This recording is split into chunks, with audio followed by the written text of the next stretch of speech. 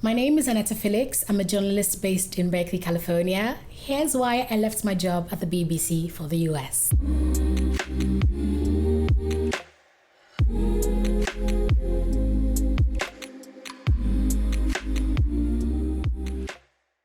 Hello guys, welcome to my very first vlog ever. Oh my god, it's been such a long time coming. Random people ask me, friends ask me, my mom ask me, when, Aneta, are you gonna start this YouTuber thing? I mean, you've just got it in you. You've got the pizzazz, you're a presenter, like, this should be easy for you. Why don't you have a channel yet? And I finally got to it, doing the Lord's work. Amen. My name is Aneta Felix and I'm a journalist, and I recently moved from Lagos, Nigeria to Berkeley, California, and I posted this video on my Instagram that generated lots of questions. Check it out. We are running, so I don't miss my flights. We are running. I've just arrived at Istanbul Airport in Turkey. It's 5 a.m. and look at how bright it is outside.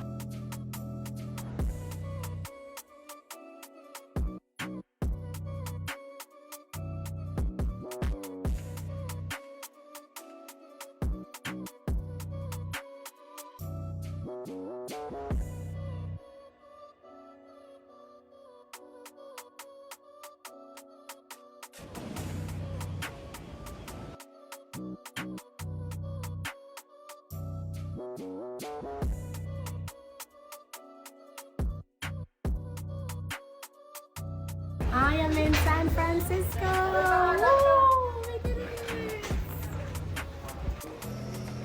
You're from Nigeria. Yes, I'm from Nigeria. Welcome.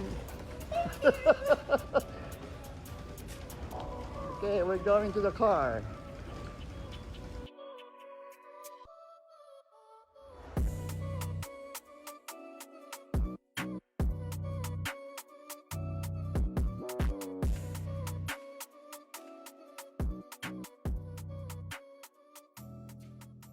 Basically, questions and concerns I got after that video were a mixed bag, right? People said, oh, congrats, you definitely may be going to CNN, because I put a question on my caption asking people where they think that I was moving to.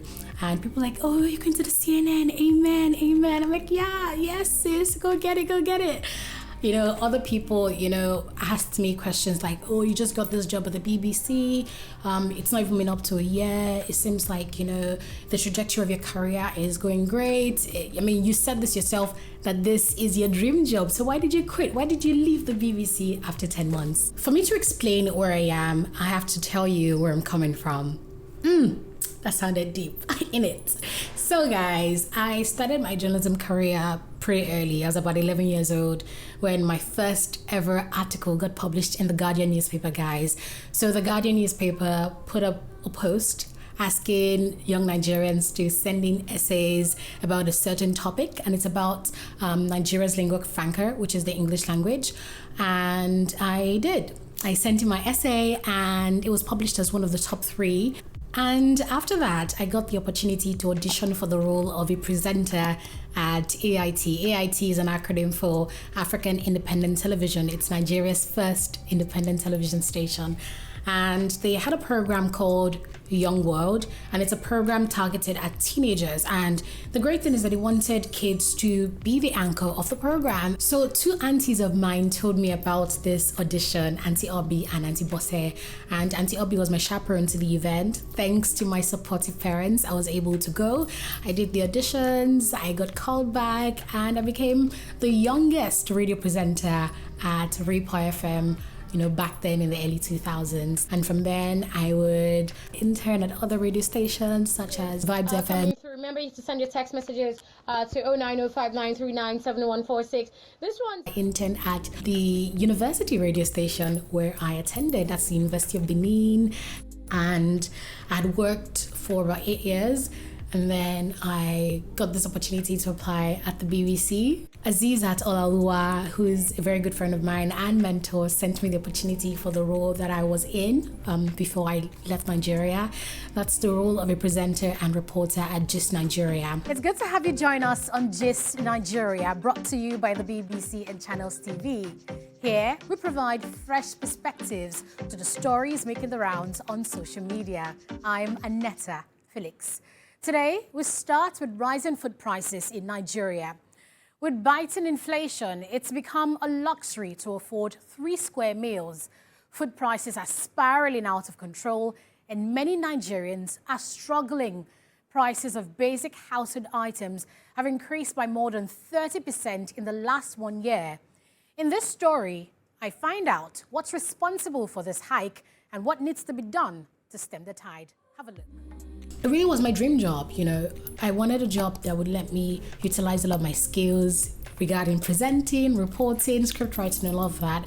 And the role at Gist Nigeria was a combination of all of those skills, and I enjoyed it while it lasted. With biting economic realities, many young Nigerians are seeking greener pastures. I have a Bible verse that really calls out to me. Sow your seed in the morning, and at evening, let not your hands be idle.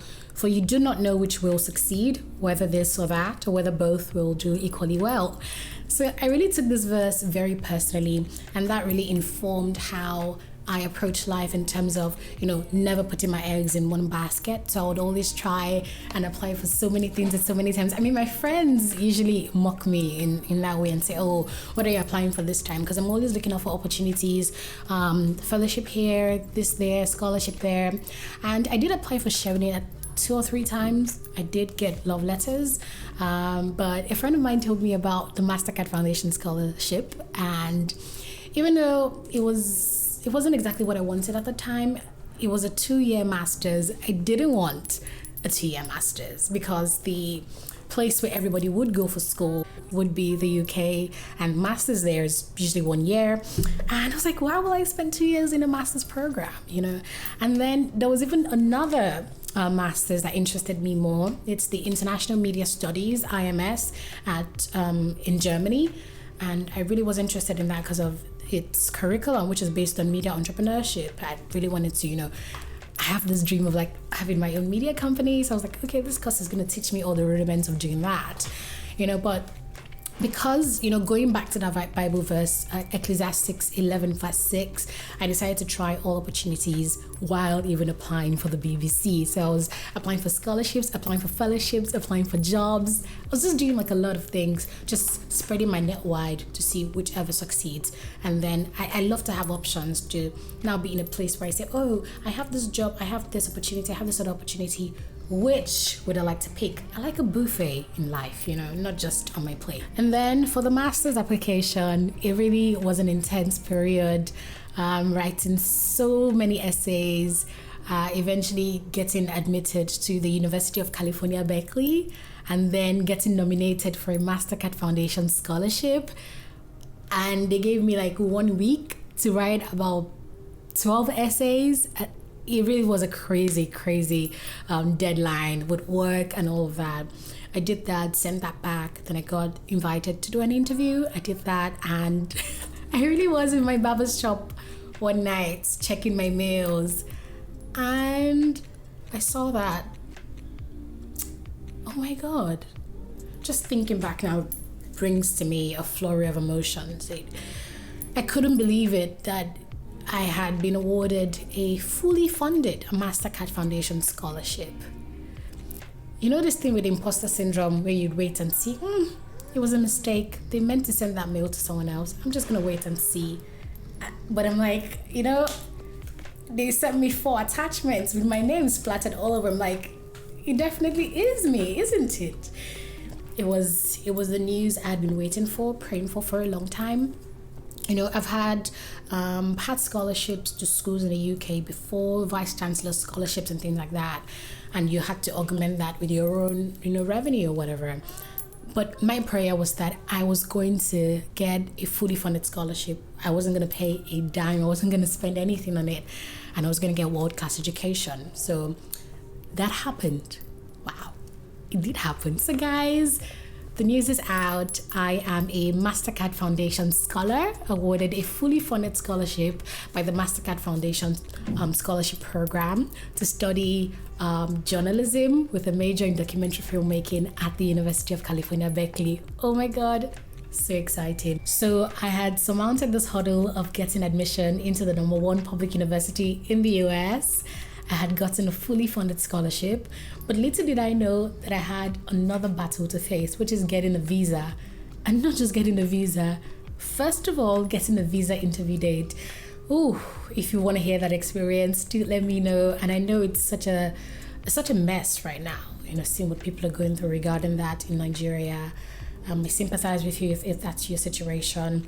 But do let me know also if you'd like me to share that experience and how it was for me. I'm very happy to do so. If you want details of how to apply for the Mastercard Foundation Scholarship, in fact, the applications have opened for my school at the University of California, Berkeley, and across all of Mastercard's partner universities in the US and the UK, in France, in Lebanon, so many other countries. If you'd like detailed information about how I applied for the Mastercard Foundation Scholarship, let me know in the comment section and I'll be sure to record another vlog for you. Generally, I'm very grateful to God for this opportunity.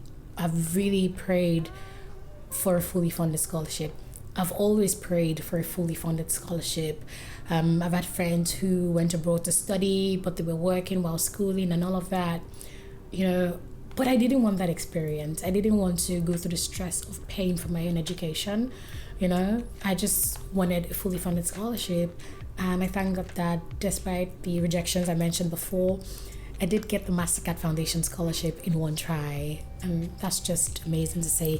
So grateful to my friends and family who supported me on this journey. I really couldn't have done it without you, and I really can't wait to see everything that I create and make out of this opportunity, and I'm here to share it all with you if you'll have me. So if you like this vlog, please subscribe to my YouTube channel. Thanks for watching. Bye.